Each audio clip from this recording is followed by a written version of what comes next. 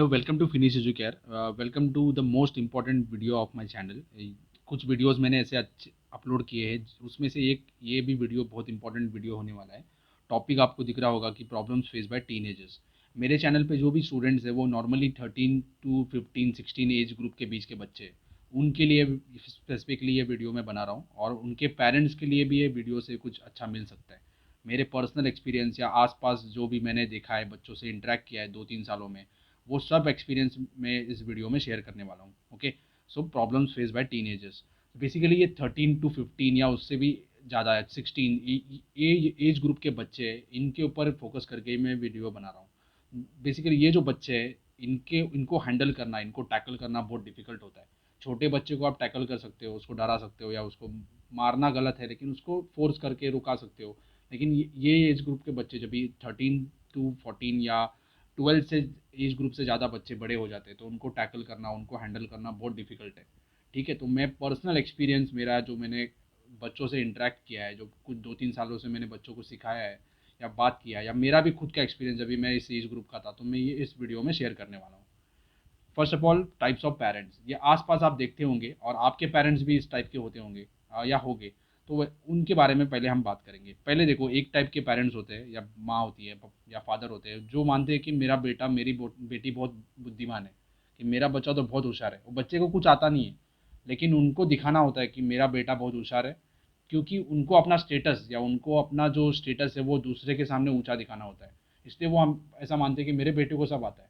अगर कोई टीचर उस बच्चे को बता रहा है, उस पेरेंट्स को बता रहा है कि नहीं, आपके बेटे को नहीं समझ में आ रहा है, या आपके बेटे में ये प्रॉब्लम है, या आपके बेटी में ये प्रॉब्लम है, लेकिन पेरेंट्स एक्सेप्ट नहीं करते। पेरेंट्स मानते हैं कि नहीं, मेरा बेटा बहुत होशियार है या मेरी बेटी बहुत होशियार है, और उसको कुछ ज़रूरत नहीं है किसी के गाइडेंस की। अगर कोई टीचर एक्स्ट्रा कुछ पढ़ाना चाहता है बच्चे को, तो पेरेंट्स कॉल करके बुला लेंगे, नहीं बस हो गया, मेरे बेटे को बुलाओ, संडे को मत बुलाओ उसे, सैटरडे को मत बुलाओ, होमवर्क मत दो। ऐसे बहुत सारे पेरेंट्स ऐसे मेंटालिटी रखते हैं। इसका गलत असर बच्चों पे होता है। बच्चों को क्या लगता है कि मेरे पेरेंट्स तो मेरा साथ दे रहे हैं, तो कोई टीचर मेरे बारे में बोल रहा है, मतलब क्या वो टीचर गलत है, या कोई भी दूसरा आदमी बोल रहा है वो गलत है, क्योंकि मेरे पेरेंट्स तो मेरा साथ देते हैं, हमेशा मेरी तारीफदारी करते हैं। तो ये इसमें होता क्या है, बच्चों के ऊपर बुरा असर होता है। तो जो भी पेरेंट्स है, अपने अपने बच्चों के जो भी प्रॉब्लम्स है, वो प्रॉब्लम्स को छुपाओ मत, उसे टैकल करने की या उसे सॉल्व करने की कोशिश करो। नहीं तो सपोज बच्चे को कुछ आ रहा नहीं है, पढ़ने भी नहीं आ रहा है ठीक से, नहीं आप बोलोगे नहीं बहुत होशियार है, आप, मेरा बेटा सबसे अच्छा है या मेरी बेटी सबसे अच्छी है, ऐसा मत करो। जो भी प्रॉब्लम्स है वो शेयर करो, टीचर्स है या जो भी लोग हैं आपके। सपोज आप कहीं, क्या बच्चे, आपके दो बच्चे खेल रहे हैं, तो दूसरे बच्चे को आप नीचे दिखाने का कोशिश करते हो, आपके बेटे को या आपकी बेटी को ज़्यादा बड़ा दिखाने का कोशिश करते हो, तो उस ये भी गलत है। तो बच्चे को वो आदत लग जाती है। तो अगर ग्रुप में आगे जाके बच्चा मिलजुल रहा है, बच्चों से मिल रहा है, तो वो अपने आप को वैसे ही ओवर स्मार्ट मानना चालू कर देगा। तो उसका क्या होगा, ग्रुप में जमेगा नहीं, बाकी बच्चों से झगड़ा हो जाएगा, या वो दूसरे बच्चों को भी इन्फीरियर ट्रीट करेगा। ये प्रॉब्लम आगे जाके बहुत प्रॉब्लमेटिक होगा। अगर ये बच्चा जाके कोई किसी ऑफिस में जाके जॉब जॉब पे लग जाता है, या कोई बॉस बन जाता है, तो वो क्या करेगा, अपने सबॉर्डिनेट्स को, अपने कलीग्स को वापस अंडर एस्टिमेट करने का कोशिश करेगा, या उनको इन्फीरियर मानेगा। तो ये आपके वजह से वो आदत उसको लग जाती है। बच्चे में कुछ प्रॉब्लम नहीं है, तो ये सुधारना बहुत इंपॉर्टेंट है। और बच्चे भी अगर ऐसा, किसी के पेरेंट्स की मेंटालिटी नहीं चेंज कर सकते, तो बच्चों को चेंज होना पड़ेगा। आपके जो फ्रेंड्स हैं उनको इक्वल ट्रीट करो। कोई फ्रेंड्स रिच होता है, कोई पुअर होता है, किसी के पास कुछ चीज़ें नहीं होती है, किसी के पास कुछ चीज़ें होती है, आपके पास अच्छा मोबाइल है, उसके पास अच्छा मोबाइल नहीं है, तो शेयर करो उसके साथ, उसको नीचा मत दिखाओ। दूसरे पेरेंट्स होते हैं जो बोलते हैं, हमेशा दूसरे बच्चों की तुलना करते रहते हैं अपने बच्चों से, जो बोलते हैं कि शर्मा जी के बेटे से कुछ सीखो, कि आपको 80 मार्क्स मिले, 80% मिले, देखो उसको 90% मिले। ऐसा हमेशा बच्चों को नीचा दिखाने का कोशिश करते हैं, हमेशा बच्चों को नीचा दिखाते हैं, और दूसरे बच्चों से अपने बच्चों का हमेशा कंपैरिजन करते रहते हैं।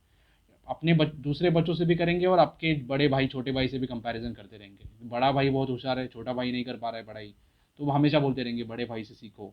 उल्टा छोटे भाई का भी होता है, छोटा भाई होशियार है, बड़ा भाई नहीं है, तो बोलते रहता है कि बोलते रहते हैं कि छोटे भाई से सीखो। इसमें होता क्या है, वो बच्चे का कॉन्फिडेंस टूट जाता है, कि हमेशा उसको बार बार आप बोलते रहोगे कि नहीं, उससे सीखो, उससे सीखो, वो कितना होशियार है, तुम कितने होशियार नहीं हो। उसमें प्रॉब्लम क्या होता है कि उस बच्चे का कॉन्फिडेंस धीरे धीरे कम होते जाता है। तो उसको सपोर्ट करो, उसमें भी कुछ ना कुछ क्वालिटीज़ होंगी। हर एक बच्चे में कुछ ना कुछ क्वालिटीज़ होती है। अगर आप उसको अंडर एस्टिमेट करते रहोगे, बार बार उसको बुरा बोलते रहोगे कि उससे सीखो, बहुत सारे टीचर्स भी ऐसे करते हैं, कि आप अगर पेरेंट्स टीचर्स मीटिंग में जाते हो और दो बच्चे सेम स्कूल में हैं, एक बच्चा होशियार, एक बच्चा होशियार नहीं है, तो हमेशा उस होशियार बच्चे के बारे में दूसरे बच्चे को बताते रहते हो, अपने भाई से सीखो, अपने बहन से सीखो। ऐसा करना गलत है। वो भी उस बच्चे में भी कुछ ना कुछ अच्छी क्वालिटीज़ है, और आगे जाके ऐसा भी हो सकता है कि वो जो कम होशियार बच्चा आप बोल रहे थे स्कूल में पढ़ाई में, वो आगे जाके अच्छा कुछ अच्छा कर जाए, और दूसरा जो होशियार था वो सब वो पीछे हट जाए। तो ऐसा मत करो। कंपैरिजन करना बहुत बहुत गलत है। ये इसकी आदत बच्चों को भी लग जाती है, वापस बच्चे भी जाके अपने फ्रेंड्स के साथ अपना कंपैरिजन करना चालू कर देते हैं, और दूसरे भी फ्रेंड्स हैं उनको अंडर एस्टिमेट करते, या उनको इन्फीरियर ट्रीट करना चालू करते। तो कंपैरिजन करना बहुत गलत है, कंपैरिजन मत करो। अगर कुछ प्रॉब्लम्स है बच्चों में तो मिलजुल के बात करके उसे सुधारने का कोशिश करो। दूसरे बच्चों से अपने बच्चों को कंपेयर मत करो। इसमें बहुत बड़ा प्रॉब्लम होता है कि एक बार अगर बच्चे के मन में आ गया कि नहीं मेरे से कुछ नहीं होने वाला है, मेरे बार बार पेरेंट्स मुझे अंडर एस्टिमेट करते रहते हैं, तो पढ़ाई करना ही छोड़ देगा वो। ऐसा मत करो।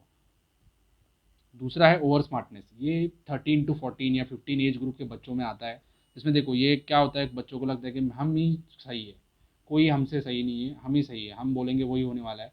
तो उसमें क्या होता है कि वो एकदम जिद्दी हो जाते हैं, टीचर्स को, पेरेंट्स को या अपने एल्डर्स को वो क्या करते हैं, इंसल्ट करना चालू कर देते हैं। वो मानते हैं कि हम ही सही है। आपने देखा होगा, अगर आप टीचर होंगे या आप स्टूडेंट्स भी अगर आप देखते होंगे, तो आप जब भी 6 स्टैंडर्ड में थे, 7th में थे या 5th में थे, तभी आप अपने टीचर्स को रेस्पेक्ट करते थे। आप जो टीचर बोल रही है वो मानते थे, जो पेरेंट्स बोल रहे हैं वो मानते थे। लेकिन जैसे जैसे आप बड़े होते हो, 8 स्टैंडर्ड में जाते हो, 9 स्टैंडर्ड में जाते हो, तो टीचर्स के साथ आप डिसएग्री करना चालू कर देते हो।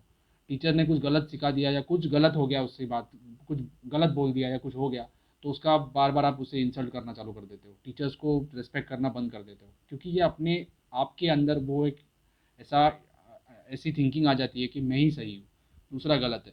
तो आप दूसरे को इंसल्ट करना चालू कर देते हो। तो ऐसा नहीं होता है।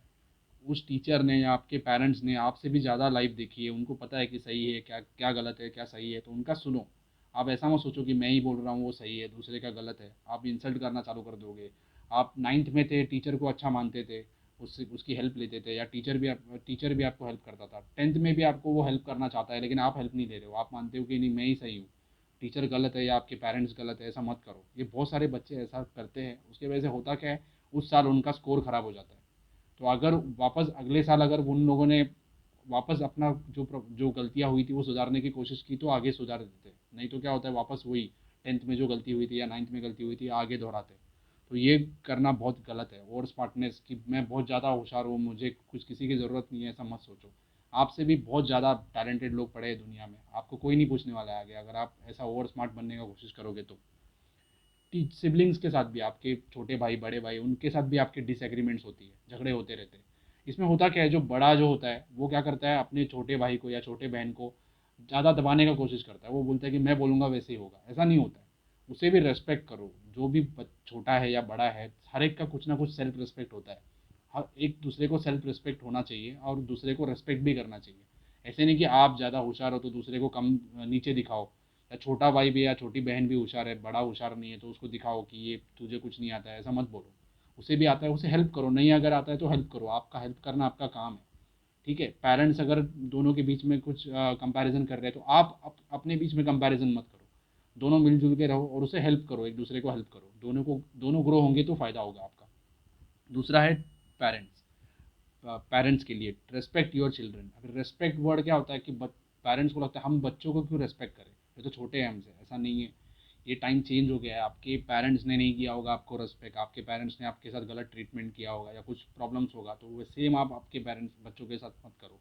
ऐसे नहीं करते सब, रेयरली कोई ना कोई होता है, 0.1%, उससे भी कम। लेकिन रेस्पेक्ट करना, उनकी बात भी मानो, क्या बोल रहे हैं वो सुनो। नहीं तो सीधा ना मत बोलो, मान लो, समझ लो क्या बोल रहे हैं, क्यों बोल रहे हैं, ऐसा समझ लो। अगर आपको नहीं लगता है कि चलो इसकी बात गलत है, तो उसे समझाओ, डायरेक्टली ना मत बोलो। अभी प्रॉब्लम क्या होता है कि बच्चे इतना ज़्यादा एक्सपोज होते हैं सोशल मीडिया से, इंटरनेट देख रहे हैं, सब चीज़ देख रहे हैं, तो उनको लगता है कि जो बोलेंगे वही हो जाएगा। ऐसा नहीं होता है। तो आपको लगता है कि बात गलत है, तो आप गलत है, उसे बताने का अलग तरीका होना चाहिए, उसे समझाने का कोशिश करो। समझाओगे तो वो समझ जाएगा। ना ना बोलते रहोगे तो बच्चे को लगेगा कि यार हमेशा मेरे बारे में मुझे ना ही बोलते रहते। तो बात तो क्या करेगा, अगले टाइम पूछेगा ही नहीं आपको, जो कुछ अलग ही गलत काम कर देगा। इससे अच्छा क्या है, बात करोगे तो समझाने का कोशिश करो, समझाओगे तो क्या वो समझ जाएगा। Next is don't underestimate yourself. जो मैंने अभी लास्ट पार्ट में भी बोला, कि बच्चे क्या करते हैं कि बार बार कोई आपको नीचे दिखाने का कोशिश कर रहे हैं कि आपको नहीं आता है, नहीं आता है, नहीं आता है। उसमें क्या होता है, उनके मन में बैठ जाता है कि मुझे नहीं आता है, ये मैं कर ही नहीं पाऊँगा। ऐसा नहीं होता है। ये स्कूल का जो अभी सपोज़ आपको कोई हिस्ट्री नहीं आता है, ज्योग्राफी नहीं आता है, साइंस नहीं आता है, उसका मतलब क्या आप कुछ नहीं कर पाओगे, ऐसा नहीं होता है। या मैथमेटिक्स भी नहीं आता है। इसका कोई आगे जाके अगर आप दूसरा कुछ करोगे तो ये पूछने भी नहीं वाला है आपको कि 10th में कितने मार्क्स थे या 9th में कितने मार्क्स थे। तो आप अभी के बारे में सोच के बस अंडर एस्टिमेट मत करो खुद को कि मुझे ये नहीं, ये आ रहा नहीं है, या मुझे साइंस में प्रॉब्लम है, मैथ्स में प्रॉब्लम है, बाकी लोगों से मेरे स्कोर कम आते हैं, या बाकी लोगों से मैं अच्छा बोल नहीं पाता हूँ इंग्लिश, या हिंदी में बोल नहीं पाता हूँ, या जो भी लैंग्वेज आप बोल नहीं पाते हो, तो उसको सुधारने का कोशिश करो। अंडर एस्टिमेट करते रहोगे अपने आप को कि नहीं मेरे से होगा ही नहीं, तो क्या होगा, आप वैसे के वहीं रहोगे, आगे बढ़ोगे ही नहीं। तो सोचो कि आपके अंदर भी कुछ ना कुछ क्वालिटीज़ है, और आप अपने अपने पास जो क्वालिटीज़ है उसे इम्प्रूव करो। आपके पेरेंट्स का हेल्प लो, आपके टीचर्स का हेल्प लो, आपके फ्रेंड्स का हेल्प लो, जो अच्छे फ्रेंड्स हैं जो आपको सपोर्ट करते हैं उनका हेल्प लो, और उनके हेल्प से ग्रो करने का कोशिश करो। नहीं तो क्या होगा, आप अंडर एस्टिमेट करते रहोगे खुद को, तो आप आगे बढ़ोगे ही नहीं। Next is learn to accept rejections. Rejections क्या होता है कि सपोज आप आपके पेरेंट्स को परमिशन मांग रहे हो कि मुझे बाहर जाना है, और आपके पेरेंट्स को लगता है कि ये बात गलत है, नहीं जाना चाहिए, और उन्होंने ना बोल दिया। तो मान लो, उनको समझाओ कि क्यों जाना चाहते हो। फिर भी अगर वो ना बोल रहे, सपोज 5 बार आपने परमिशन मांगा, 3 बार उन्होंने हाँ बोल दिया, आप चले गए, आपने एंजॉय किया, जो भी करना है किया, 2 बार उन्होंने ना बोला, उनका भी कुछ रीज़न हो सकता है ना बोलने का, वो भी सही हो सकते हैं। तो मान लो कि वो ना बोल रहे हैं, उसके पीछे कुछ रीज़न हो सकता है, उसको पूछो कि क्या रीज़न है, और उन्होंने बता दिया कि चलो ये रीज़न है, तो मान लो उसे। रिजेक्शंस, आपको कोई रिजेक्ट आपको बोल रहा है, आपकी बात कोई रिजेक्ट कर रहा है, उसे एक्सेप्ट करना सीखो। नहीं सीखोगे तो प्रॉब्लम हो जाएगा, आगे जाके भी आपकी बात कोई नहीं मानने वाला है। अगर आप कॉलेज में जाते हो, ठीक है, आप घर में तो सब चीज़ आपके मन के मुताबिक हो रही है, लेकिन कॉलेज में जा रहे हो, किसी ने अगर आपने कुछ बोल दिया, आपके फ्रेंड्स ने ना बोल दिया, या किसी ने ना बोल दिया, तो आप उससे चिढ़ नहीं सकते उसके ऊपर, उसके साथ रहना है आपको, ग्रुप में रहना है, या हॉस्टल में जा रहे हो, कहीं जा रहे हो, तो अभी से आदत लगाओगे तो उसको फ़ायदा होगा आपको। तो लर्न टू एक्सेप्ट रिजेक्शंस। ना बोलना, ना बोल रहे हैं कोई आपको, तो उसके पीछे रीज़न होती है, तो वो समझ लो कि क्या रीज़न है, और उसे एक्सेप्ट करना सीख लो। ठीक है, ये पेरेंट्स को भी लागू होता है कि बच्चे बार बार आपको बोल रहे हैं कि नहीं मुझे जाना है, जाना है, बार बार ना मत बोलो, एक बार उसको चांस दो, क्यों जाना चाहता है, एक बार तो हाँ बोल दो। तो हमेशा आपको पेरेंट्स, बच्चों को लगेगा कि ये मैं पूछ रहा हूँ, ये ना बोल रहे हैं, ना बोल रहे, तो कुछ दिन बाद क्या है, पूछना ही बंद कर देगा, ऐसे ही चले जाएगा। तो उसमें क्या होता है, गलत संगत में भी लग सकता है। तो इससे अच्छा बात करो, जितना डायलॉग होगा उतना फ़ायदा होगा। Parents are your best friends. ये बच्चों को क्या है, अभी मैं बोलूँगा तो कोई मानेगा नहीं, लेकिन ये फैक्ट है कि इस लाइफ में या इस दुनिया में सबसे ज़्यादा आपको प्यार कौन करता है, आपके पेरेंट्स करते हैं। तो उनका जो बात है वो हमेशा गलत नहीं होती है। बच्चों को लगता है, ये एज टीनेजर्स को लगता है कि ये बोल रहे हैं कि हमेशा गलत ही है। ऐसा नहीं है, कुछ ना कुछ उसके पीछे रीज़न होता है। वो ना बोलते हैं या वो आपको रिजेक्ट कर रहे हैं कुछ बातें, उसके पीछे कुछ ना कुछ रीज़न होती है। ये जब भी आप बात करोगे, इंटरेक्ट करोगे, डायलॉग करोगे, तो आपको पता चलेगा उसके पीछे क्या रीज़न है। सेम पेरेंट्स को भी ऐसे ही होता है कि वो बात ही नहीं करते, सिर्फ ना बोल देते हैं, तो उसके पीछे क्या रीज़न है, बताओ क्यों ऐसा बोल रहे कि नहीं ये नहीं करना है। सपोज आपने मोबाइल फ़ोन मांगा, ठीक है, आप अभी 9th में हो, आपके फ्रेंड ने मोबाइल ले लिया, आपने पेरेंट्स से मांगा, आप पेरेंट्स ने ना बोल दिया, जो कि सही है, मेरे हिसाब से नहीं देना चाहिए। लेकिन आपको लगता है कि नहीं मैं बोल रहा हूँ, वो हो ही नहीं रहा है, तो आप क्या करोगे, जिद पकड़ोगे, पढ़ाई करना बंद कर दोगे, या कुछ अलग अलग कुछ करना चालू कर दोगे। तो डिस्कस करना बहुत इंपॉर्टेंट है। तो आपके सबसे अच्छे फ्रेंड्स आपके पेरेंट्स हैं, उनके साथ अगर आप बात करोगे तो आपके बहुत सारे प्रॉब्लम सॉल्व हो जाएंगे। और जो भी आपको प्रॉब्लम्स आ रहे हैं, स्कूल में आ रहे हैं या कॉलेज में आ रहे हैं, या आप अगर क्लासेस में जाते हो, स्टडीज़ में आपको प्रॉब्लम्स आ रहे हैं, तो उनसे बात करो, डिस्कस करो। आपका अगर फादर के साथ नहीं जमता है या मदर के साथ नहीं जमता है, तो जिसके साथ जम रहा है या आपके बड़े भाई होते हैं, उनसे बात वहाँ तक पहुँचाओ। लेकिन डिस्कस करना बहुत इंपॉर्टेंट है। आप next topic is confusion. Confusion क्या है कि बच्चों के साथ होता है इस एज ग्रुप के, उनको लगता है कि क्या करना है, ये करना है, अलग अलग करियर के पास होते हैं, उनको पता नहीं होता है क्या चूज़ करना है। तो अभी आप छोटे हो, अगर आप 10th में हो, तो आपने अगर डिसाइड कर लिया तो बहुत अच्छी बात है, लेकिन आपका अगर डिसाइड नहीं हो रहा है तो ठीक है, कोई प्रॉब्लम नहीं है। तो कंफ्यूज मत रहो। ज़्यादा से ज़्यादा जो अलग अलग सब्जेक्ट्स है, जो भी आपको पसंद है, उसके बारे में ज़्यादा से ज़्यादा इन्फॉर्मेशन लेने का कोशिश करो। आपको अगर इंजीनियरिंग करना है, तो आप अलग अलग फील्ड्स में, इंजीनियरिंग में क्या क्या फील्ड्स है, उसमें क्या क्या स्कोप है, ये जाके सर्च करना चालू कर दो, रिसर्च करना चालू कर दो। एक टाइम के बाद आपको पता चलेगा कि ये चीज़ आपके लिए है या आपके लिए नहीं है। अगर आप कुछ दूसरा कुछ करना है, मेडिकल फील्ड में जाना है, डॉक्टर बनना है, तो उसके बारे में रिसर्च करो। जितना रिसर्च करोगे तो आपको एक टाइम के बाद समझ में आएगा कि चलो ये चीज़ मेरे लिए नहीं है, तो मैं नहीं करूँगा। ऐसे अलग अलग जो भी आपको कुछ करना है, उसके बारे में अलग अलग चीज़ें रिसर्च करने का कोशिश करो। अगर आपको क्रिकेटर बनना है तो पहले आपके पास वो स्किल्स होना चाहिए कि आप अगर 15 एज के हो तो आपके पास पता होना चाहिए आपको कि मैं इतना साल मेहनत करूँगा तो वहाँ तक पहुँच जाऊँगा। तो स्किल्स होना चाहिए या फिर आपकी मेहनत करने की तैयारी होनी चाहिए या सबका सपोर्ट होना चाहिए घर में, तो उसके बाद ही आप कर पाओगे। तो कन्फ्यूजन कैसे दूर होगा, जब भी आप ज़्यादा से ज़्यादा रिसर्च करोगे, ज़्यादा से ज़्यादा लोगों से बात करोगे और अंडर एस्टिमेट मत करो खुद को। सब कुछ एक्सेप्ट, सब कुछ आप हासिल कर पाओगे जब भी आप बात करोगे लोगों से, डिस्कस करोगे तो ही आपके प्रॉब्लम सॉल्व होने वाले हैं। अपने मन में रखोगे तो कभी नहीं होने वाले। एडिक्शंस, ये सबसे बड़ा प्रॉब्लम अभी बच्चे फेस कर रहे हैं। सोशल मीडिया का एडिक्शन होता है, दूसरा भी एडिक्शंस होता है, जैसे ड्रग्स का हो गया, सिगरेट का हो गया, ये अलग अलग एडिक्शंस है। सबसे बड़ा आज का एडिक्शन है सोशल मीडिया, गेम्स, या जो भी क्रिकेट के गेम्स होते हैं अभी, या आईपीएल चल रहा है उसका भी एडिक्शन है। बच्चे पढ़ाई करना बंद कर देते हैं और आईपीएल की गेम्स देखना चालू कर देते हैं या वही देखते रहते हैं। तो ये एडिक्शंस बहुत बड़ा प्रॉब्लम है। इसका रीज़न भी क्या है, इसके लिए पेरेंट्स भी कुछ जिम्मेदार है। जैसे आप अगर देखते रहोगे, छोटे बच्चे होते हैं तो उनका ध्यान बटाने के लिए या उनको बिजी रखने के लिए पेरेंट्स क्या करते हैं, बचपन में ही उनको मोबाइल दे देते हैं। तो वो क्या, उसमें उनको एडिक्टेड हो जाते हैं मोबाइल को। अगर उनसे मोबाइल छीनो तो रोना चालू कर देते हैं। आगे जाके भी फिफ्थ स्टैंडर्ड में, सिक्स स्टैंडर्ड में बच्चे होते हैं, 10 स्टैंडर्ड, 10-12 साल के बच्चे होते हैं, तो उनको पेरेंट्स नया मोबाइल, खुद का पर्सनल मोबाइल खरीद के दे देते हैं। तो वो मोबाइल में क्या कर रहे हैं, क्या देख रहे हैं, कौन सा गेम खेल रहे हैं, कितना घंटा देख रहे हैं, कुछ पेरेंट्स का कुछ उसके ऊपर कंट्रोल नहीं होता है। तो जितना बच्चे जिम्मेदार है उतने पेरेंट्स भी जिम्मेदार है। तो बच्चे क्यों जिम्मेदार है, बच्चे क्या देखते हैं, मेरे फ्रेंड के पास मोबाइल है, आप क्यों नहीं मुझे दे रहे हो। तो उनको फोर्स करेंगे, बार बार रिक्वेस्ट करेंगे, बार बार जिद पकड़ेंगे, तो पेरेंट्स ला के दे देते हैं। तो उसके बाद क्या करते हो, आप प्रोडक्टिव चीज़ के लिए मोबाइल यूज़ नहीं कर रहे हो। अगर आपके ऑनलाइन क्लासेस है तो उसके लिए अगर पेरेंट्स ने आपको मोबाइल खरीद के दिया है तो आपको ऑनलाइन क्लासेस के लिए ही मोबाइल यूज़ करना चाहिए। और दूसरा टाइम, एक आध घंटा आप दूसरा कुछ कर सकते हो, इंस्टाग्राम पे जा सकते हो, आपको जो भी करना है, गेम्स खेल सकते हो। लेकिन अभी हो क्या रहा है, उल्टा हो रहा है। ऑनलाइन क्लासेस के नाम से मोबाइल देते, वो तो अटेंड नहीं कर रहे ठीक से, और बाकी टाइम पास ज़्यादा हो रहा है मोबाइल के ऊपर।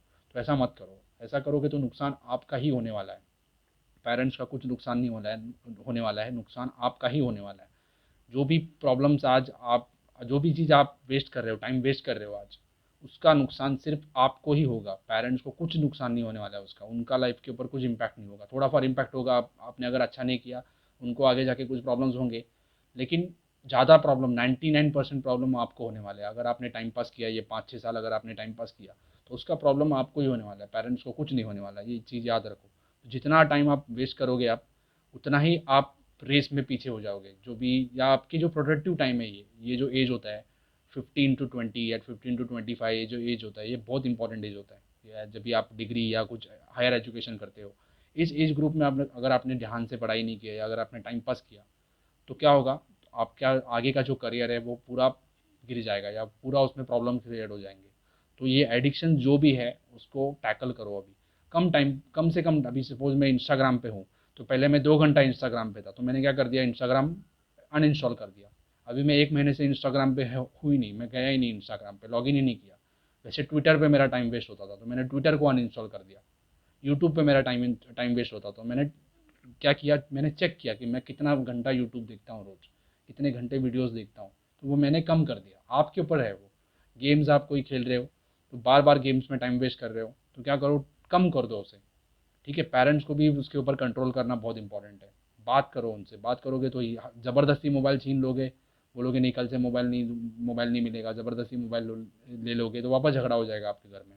ऐसा मत करो, बात करो, डिस्कस करोगे तो ही बच्चे भी मान जाएंगे। और एडिक्शंस कम होना बहुत इंपॉर्टेंट है, नहीं होगा तो मैंने जैसे बोला कि बाद में आपके करियर के ऊपर इम्पैक्ट होगा और प्रॉब्लम आपको ही होने वाला है आगे। आपके पेरेंट्स के पास आज पैसे है, सब आपको अच्छा मोबाइल ला के दे रहे हैं, सब अच्छा फैसिलिटीज़ दे रहे हैं, अच्छा वाईफाई दे रहे हैं। जब तक पैसा है तब तक आप एंजॉय करोगे। अगर आपने ही आगे पढ़ाई नहीं किया तो जो पैसा कितना दिन टिकने वाला है। आपको भी कुछ तो कमाना पड़ेगा आगे। तो आप अगर अभी टाइम पास करोगे तो अच्छा नहीं कमा पाओगे आगे। तो प्रॉब्लम आपको ही होने वाला है, पेरेंट्स को कुछ नहीं होने वाला है। सो एडिक्शंस, जितना जितना एडिक्शंस है वो कम करने का कोशिश करो। आप कर सकते हो कम। मैंने खुद किया हुआ है, जैसे मैंने बताया इंस्टाग्राम पे पहले मैं 2 घंटा वेस्ट करता था। मैंने 1 महीने से इंस्टाग्राम पे लॉगिन ही नहीं किया, अनइंस्टॉल कर दिया। तो अभी मेरे उतने 2 घंटे बच गए। ऐसे आप कर सकते हो। कोई अगर सपोज आप आईपीएल देख रहे हो, आपकी कोई फेवरेट टीम है, सपोज मुंबई आपकी फेवरेट टीम है, मुंबई इंडियंस आपकी फेवरेट टीम है, तो आप क्या करो, मुंबई इंडियंस की ही मैच देखो, बाकी पूरा आईपीएल देखने का क्या ज़रूरत है, वो कम कर दो।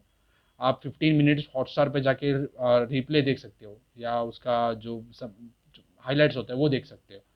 ऐसा कर सकते हो, आपका टाइम बचेगा। 3 घंटे से आप 15 मिनट्स पे आ गए। ऐसे करते करते धीरे धीरे कम होगा, एक ही दिन में बंद नहीं होने वाला है, धीरे धीरे करके बंद हो जाएगा। लेकिन एडिक्शंस कम करना बहुत ज़्यादा इंपॉर्टेंट है, नहीं तो क्या होगा, टाइम वेस्ट करते रहोगे और आगे जाके आपके करियर के ऊपर इम्पैक्ट होने वाला है। जैसे मैंने बताया, आज आपके पास पैसा है, पेरेंट्स ने कमा लिया है, आप यूज़ करोगे, मज़ा करोगे, लेकिन आगे जाके आप ही नहीं उतना कमा पाओगे तो आप आगे जाके मज़ा नहीं कर पाओगे। उसके बाद है वर्शिपिंग फॉल्स गॉड्स। अब ये क्या है वर्शिपिंग फॉल्स गॉड्स? कि ऐसे कुछ ना, आप एक आइडल बना लेते हो कि कोई एक गाली दे रहा है यूट्यूब पे बैठ के, आपको लगता है ये मेरा हीरो है। एक कोई जाके गेम खेल रहा है, गेम गेम में गेम प्ले कर रहा है, आप जाके उसको सुपर चैट दे रहे हो, पैसा कमा रहा है वो, और आप टाइम वेस्ट कर रहे हो, उसका गेमिंग प्ले स्ट्रीम देख रहे हो। आपको लगता है ये मेरा हीरो, ये कैसे गाली दे रहा है, ये इतना पैसा कमा रहा है, मैं भी वो करूँगा। आप कर पाओगे क्या, पहले सोचो।